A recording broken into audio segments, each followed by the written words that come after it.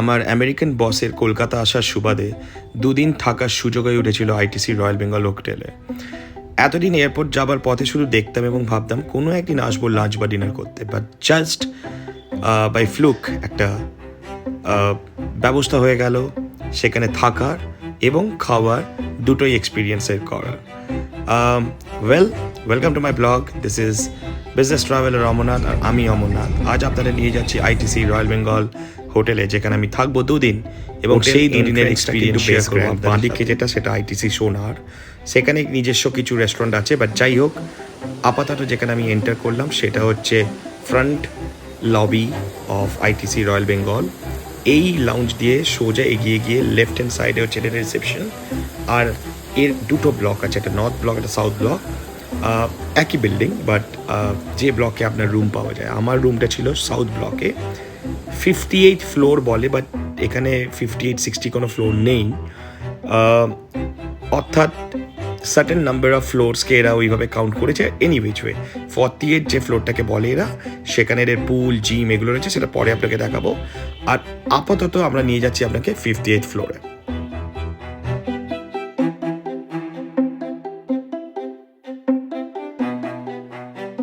আমার ছেলে 58 ফ্লোরের বাটনটা খুঁজতে ব্যস্ত।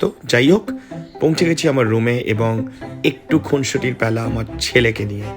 এত বড় রুম, বেশ ওয়েল ডেকোরেটেড, ওয়েল ম্যানেজড, আর রুমের সাইজ অন্য যে কোনো 5 স্টার প্রপার্টির রুমের থেকে বেশ ভালো। ভিউটা একটু পরেই দেখাচ্ছি, কিন্তু হ্যাঁ এইটার সময় আমার ছেলের সাথে it's a father San time, যে টাইমটা আমরা একটু লড়াই যুদ্ধ করে রুমের মধ্যে বেশ এনজয় করে কাটালাম।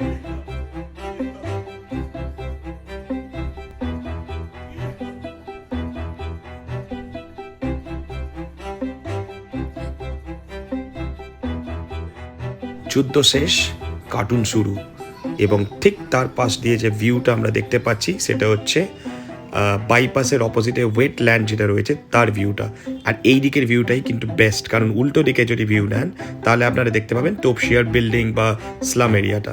এই দিকের ভিউটা অনবদ্য, এবং এই দিক থেকে আপনি সানসেট বা সানরাইজটাও দেখতে পাওয়া যায়। যাই হোক বেরিয়ে পড়েছি কিছু খাওয়া দাওয়ার খোঁজে, এবং সেই সময় কিছু ফটোশ্যুট করেছিলাম ছেলের সাথে, সেগুলোই এখানে তুলে ধরলাম।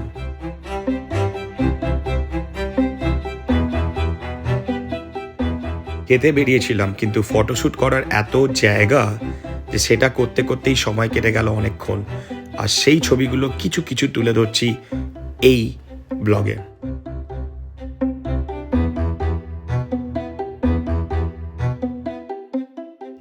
এখানে অনেকগুলি রেস্টুরেন্ট আছে, বাট আমার ফেভারিট যেটা হচ্ছে এদের মেন রেস্টুরেন্ট বা যেটাকে বলে গ্র্যান্ড প্যাভিলিয়ন, এই গাড়িটি ওর মধ্যেই রয়েছে, এবং এখানেও একটা বেশ ইনস্টাগ্রামেটিক লাইক প্লেস যেখানে ছবি টবি তোলা যায়। যাই হোক খাওয়া দাওয়া হালকা করে আমরা আবার বেরিয়ে পড়েছিলাম ছবি তোলার কিছু নতুন লোকেশন খুঁজে বেড়াতে। হোটেলটি বেশ বড় এবং অনেক জায়গা রয়েছে যেখানে আপনি ছবি তুলতে পারেন আপনার ফ্যামিলিকে নিয়ে, আপনার ছেলে স্পাউস বা আপনার গার্লফ্রেন্ডকে নিয়ে।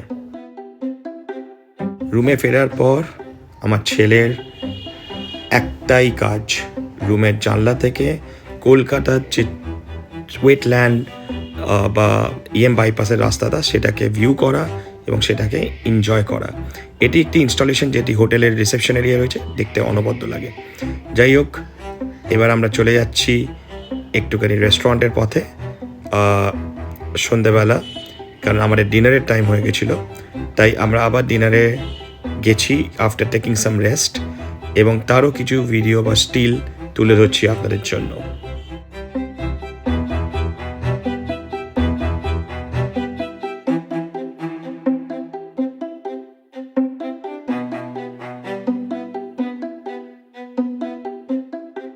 এটা রেস্টুরেন্টের ঠিক সামনে দার্জিলিং ক্যাফে বা কফি শপের ঠিক সামনের জায়গাটা। যাই হোক তারপর আমরা ফিরে আসি আবার রেস্টুরেন্টে to have a dinner before going to the bed, এবং সেই সময়টা বেশ আনন্দ করেছিল আমার ছেলে।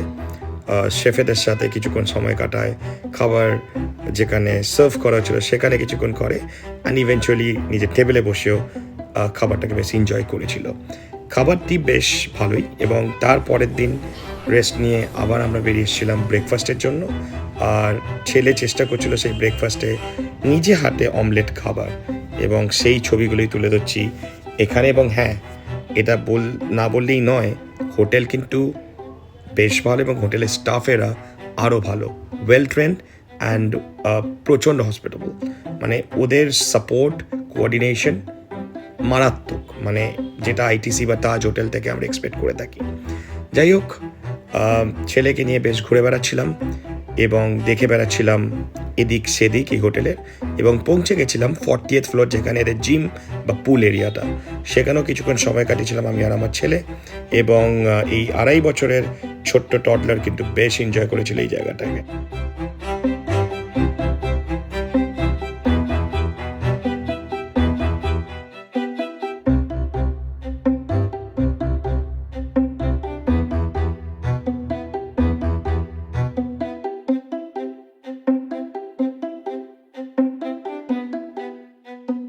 জিমে উকিঝুঁকি বাঁচছে, জানে বাবা তো কখনো যাবে না। যাই হোক, কিছুক্ষণ পরে সেটা রিয়েলাইজ করে সে তার সামনে রাস্তাটা দিয়ে দৌড়ে দৌড়ে এগিয়ে চলেছিল লিফটের দিকে, কারণ লিফট ধরে আমরা আবার আসতে হবে 58 নামক ফ্লোরটিতে, যেখানে আমাদের রুম।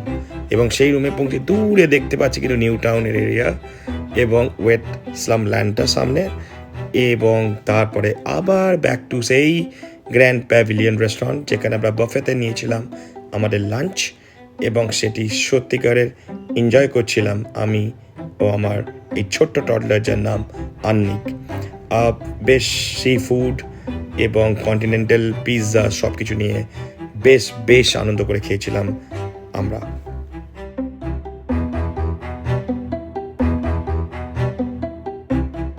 রেস্টুরেন্টটি কিন্তু বেশ বড়, কারণ গ্লোবাল কুইজিন সার্ভ করে, তাই আপনাকে একটু হেঁটে হেঁটে ঘুরে ঘুরে বিভিন্ন কাউন্টার থেকে খাবার নিয়ে টেবিলে বসে খেতে হবে, এটাই এদের প্রসেস। কিন্তু হ্যাঁ, ওদের স্টাফেরা বেশ ভালো, ওয়েল ট্রেন। তারা কিন্তু আপনাকে প্রত্যেকটা মুহূর্তেই সাপোর্ট করবে এবং হেল্প করবে if you are unable to do something for yourself. চিন্তা করার কিছু নেই, কারণ আমরা ভাবি 5 স্টারে যাবো, খাবো, ভয় পাবার কিছু নেই। They are very friendly, they are very well trained. আপনার প্রত্যেকটি সুবিধা বা অসুবিধার খেয়াল কিন্তু তারা রাখবে। যাই হোক, ওভারঅল এই ডিনার সার্ভ করেছিল সেটা আমাদের বেশ ভালো লেগেছিল, এবং আমার ছেলেরও বেশ ভালো লেগেছিল, এবং সেটা আমরা এনজয়ও করছিলাম।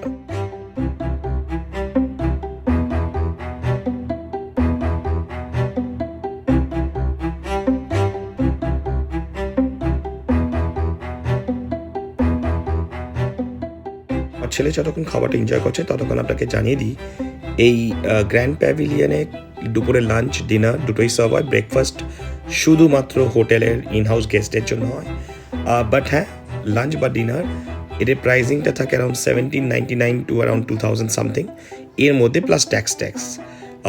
সব মিলিয়ে ওই 2200-2300 টাকার মতো পড়ে পার পারসন। একটা কথা বলে রাখা দরকার, এদের কিন্তু বেভারেজ অ্যাডেড থাকে না, সেটা আলাদা করে আপনাকে নিতে হয়। যাই হোক, ওভারঅল বিলিং দুজনের খাবার যদি আপনি আপনার পকেট থেকে পে করেন should be around 5000-6000 rupees, and it's like সব কিছু মিলিয়ে, মানে যদি আপনারা বেভারেজ নেন সব কিছু মিলিয়ে।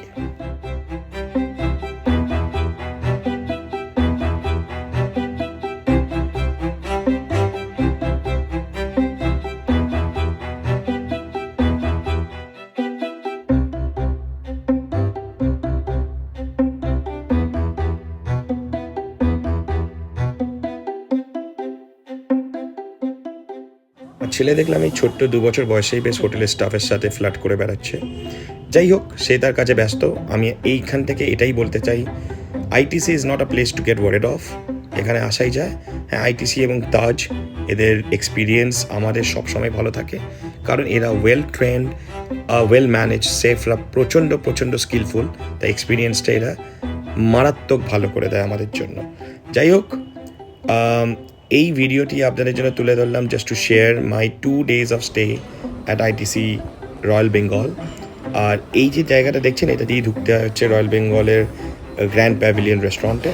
এর আগে একখানা রেস্টুরেন্ট আছে যেটা ভেজ, আমি স্ট্রিক্টলি নন ভেজিটেরিয়ান, তাই ওর নামটা ঠিক মনেও রাখতে পারিনি।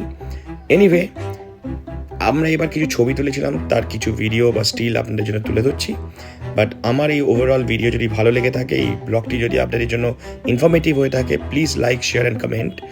যদি কোনো ফার্দার ইনফরমেশন আপনাদের লাগে আইটিসি রয়্যাল বেঙ্গলের থাকা বা খাওয়া বা অন্য কোনো ব্যাপারে, please ping me or let me know over a text.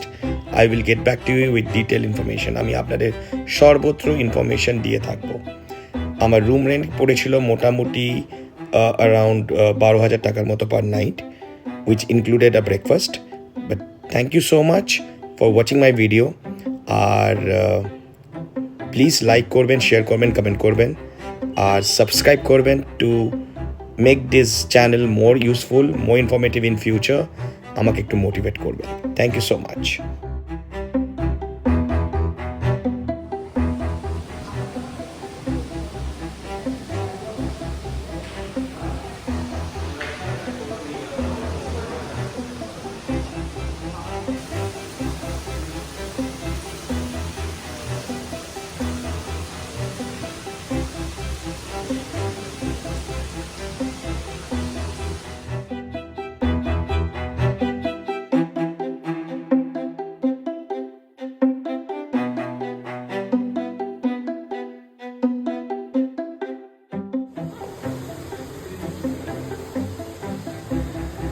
আমরা গ্রাউন্ড ফ্লোর লাউঞ্জে, এই সেই আইকনিক সিঁড়ি যেটা দিয়ে নেমে এলাম আমরা নিচে।